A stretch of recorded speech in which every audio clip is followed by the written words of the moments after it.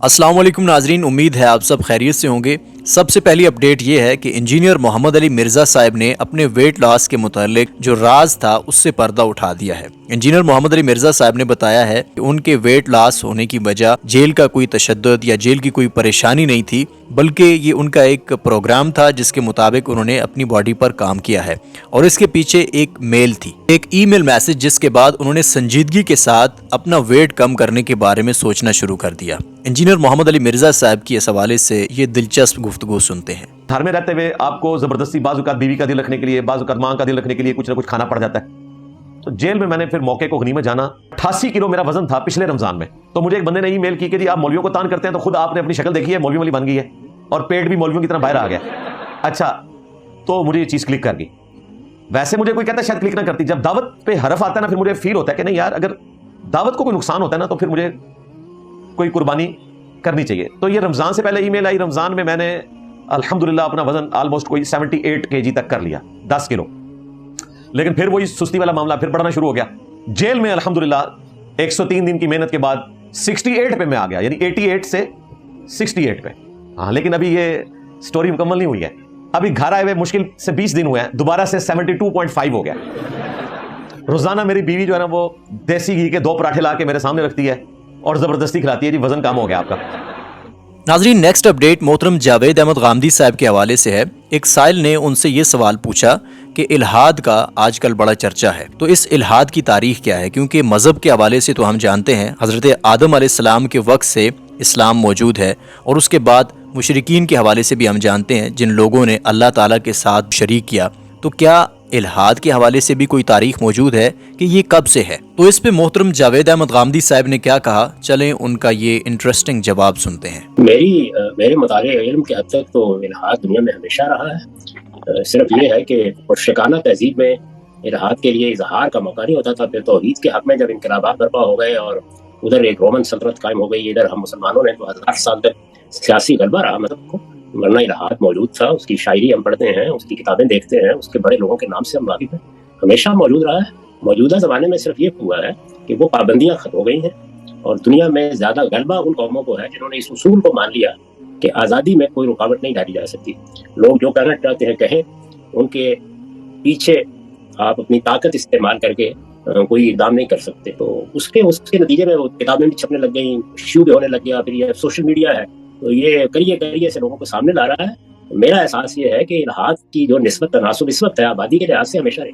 नाजरीन, नेक्स्ट और बड़ी अपडेट ये है कि मुफ्ती फजल हमदर्द साहब ने मुफ्ती अब्दुल वाहिद कुरैशी साहब को बड़ा चैलेंज कर दिया है। मुफ्ती फजल हमदर्द साहब ने यह कहा है कि मुफ्ती अब्दुल वाहिद कुरैशी साहब ने इंजीनियर मोहम्मद अली मिर्जा साहब को जावेद अख्तर साहब जो मुल्हिद हैं उनके साथ मुआजना किया, जो किसी तौर पर मुनासिब नहीं है। मुफ्ती फजल हमदर्द साहब ने कहा कि अगर इंजीनियर मोहम्मद अली मिर्जा साहब उनके साथ मुनाजरा नहीं करते तो वो उनके साथ मुनाजरा करने के लिए तैयार हैं और इसके लिए उन्होंने मौजू भी बता दिया। मुफ्ती फजल हमदर्द साहब ने किस उन्वान पे मुफ्ती अब्दुल वाहिद कुरैशी साहब को डिबेट की दावत दी है, चलें उनकी जुबानी सुनते हैं। जिस दिन वो हमारे सामने सही तरतीब पे बैठ गया ना, इल्मी दुनिया में ये इसका आखिरी दिन होगा। जिस रात बैठ गया इल्मी दुनिया में आखिरी रात। मुझे उलमा वाली बात पे, औलिया वाली बात पे भी दुख है कि उन्होंने बातें गलत की हैं, लेकिन सबसे बड़ा दुख नबी अलैहिस्सलाम के सहाबा, नबी अलैहिस्सलाम की अहले बैत, इसके मुतालिक उनके जुमले इंतहाई रकीक हैं, इंतहाई गलत हैं, इंतहाई नामुनासिब है। खुसूसन सैयदना मुआविया रज़ियल्लाहु तआला के हवाले से उनका जो मामला है वो ठीक नहीं है।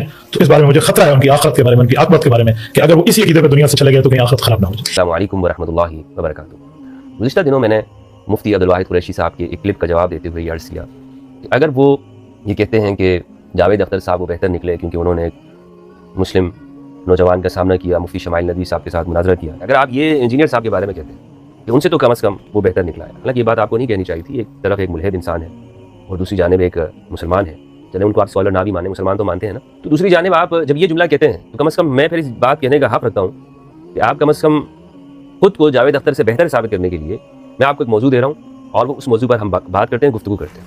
और ये मौजू मैं आपको इसलिए दे रहा हूँ कि आपने अभी हाल ही में पॉडकास्ट के अंदर हाफिज़ साहब से गुफ्तगू करते हुए आपने जुमला कहा है कि इंजीनियर साहब से आपको कोई इख्तिलाफ नहीं, सिर्फ इस बात के ऊपर है, दुख आपको तब है कि जब वो सहाबा के बारे में ये बातें करते हैं और ख़ास तौर पर मुआविया बिन अबी सुफियान का आपने नाम लिया, हालांकि इतने सारे सहाबा किराम हैं। यानी आपको जो ज़्यादा दुख हो रहा है कि इंजीनियर साहब की जो गुफ्तगू है वो मुआविया बिन अबी सुफियान के हवाले से, तो लिहाजा उससे, और ये मुनाज़े के लिए बैठते भी नहीं है, तो इनसे बेहतर जो है वो जावेद अख्तर है।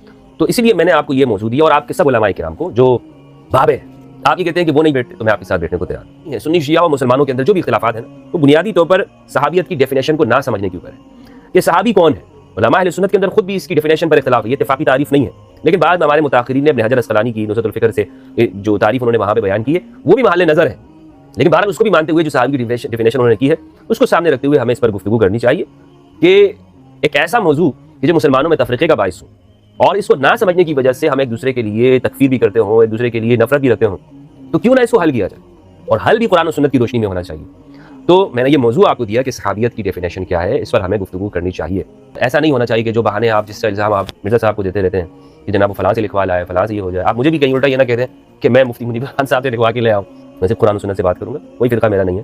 اسی پر انشاءاللہ عز و جل قرآن و سنت حاکم ہے, ہمارا فیصلہ ہوگا. ناظرین, نیکسٹ اپڈیٹ یہ ہے کہ جب سے انجینئر محمد علی مرزا صاحب جیل سے باہر آئے ہیں اور انہوں نے عمران خان صاحب کے حوالے سے کچھ بیانات دیے ہیں, اس کے بعد پی ٹی آئی کے یوٹیوبرز اور سوشل میڈیا ایکٹیوسٹ انجینئر محمد علی مرزا صاحب کو تنقید کا نشانہ بنا رہے ہیں. عمران خان کو بدنام کرنے کے لیے, پریشر ڈالنے کے لیے اب ایک نئی اسکیم جو ہے گورنمنٹ کی وہ سامنے آئی ہے, اور اس میں استعمال کیا گیا مرزا علی محمد, جو ایک اسلامک اسکالر جن کو کہا جاتا ہے, لیکن ان کی یہ جو حالیہ گفتگو ہے سننے کے بعد میں تو نہیں سمجھتا کہ وہ کوئی اسلامک اسکالر ہیں. ایک بیروپیہ ٹائپ چیز ہیں جو وقتاً فوقتاً حکومتی بیانیے کو آگے بڑھانے کے لیے استعمال ہو سکتے ہیں. ایک تو جو یہ جو جیلمی صاحب ہیں انہوں نے جو کچھ کیا اور پھر مین اسٹریم میڈیا ان کے ساتھ مل کے جو کر رہا ہے, میں آپ کو اس کی تفصیل آپ کو دوں گا. ناظرین, انجینئر محمد علی مرزا صاحب نے پی ٹی آئی کے سپورٹرز کو گمراہ کرنے والے ایسے یوٹیوبرز کو کیا جواب دیا, چلیں ان کا جواب سنتے ہیں. ایک طرف نون لیگ کے لوگ ہیں جو کہ جیل کے فضائل سنا رہے ہیں اور کہہ رہے ہیں جی محل میں رہ رہے ہو, اللہ نہ کرے کہ کسی شخص کو, میں تو اپنے دشمن کے لیے بھی خواہش نہیں کروں گا کہ وہ اس قسم کے محل میں رہے.